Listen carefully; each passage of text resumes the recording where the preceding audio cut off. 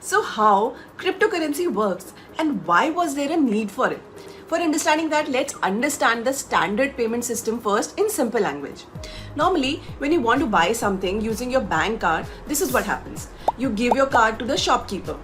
The shopkeeper checks with the bank if you have the money. Let's say your bank card is from HDFC Bank. It's a three-step process. The shops have payment accepting machines like POS or swipe machine or tap machines issued by, let's say, ICICI Bank. ICICI machine sends data to MasterCard, Visa, etc., which in turn checks with your card bank, that is HDFC Bank, for approval. Your bank checks your account records to verify if you have the balance. If you do, the bank deducts money from your account and the transaction goes ahead. And finally, the bank updates your new account records. The data travels same way back to the shopkeeper's ICICI machine and he gets updated. But here is the catch. Somewhere in your heart, you know that you can't always rely on the bank control transaction, especially during emergencies, for many reasons. For example, in the past, your bank has charged you extremely high transaction fee on your international payments. Your transaction was denied because you exceeded your daily transfer limit. Or there was a technical failure in the banking system not allowing your transactions to go through. Realizing the troubles of the bank control payment system, you start to look out for a system where you could completely eliminate banks. But can you trust a single authority or a person to keep record of your transactions and not alter them and cheat you in any way? I guess for most of us the answer is no.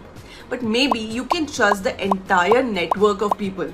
This is what crypto transactions are all about. Here, when you make a transaction, there is no central authority or government or any third party that record and verifies your transaction. The whole system is decentralized, that is distributed across a large number of computers. This means a copy of your transaction gets distributed as a digital ledger where transactions are recorded to owners of many computers across the world with the same cryptocurrency as you. Each owner records every transaction that goes around in the system, and your transaction only gets verified after a special group of volunteers called miners approve your transaction. And every time a miner verifies a transaction, he is paid in cryptocurrency for their work as an auditor. So when you buy something using a cryptocurrency, this is what happens. 1. You give your crypto details to the shopkeeper. 2. The shopkeeper asks every person on the network if you have the money. 3. The network checks all your records. And 4. If you have the money, they tell the shopkeeper, update your records, and the transaction is complete.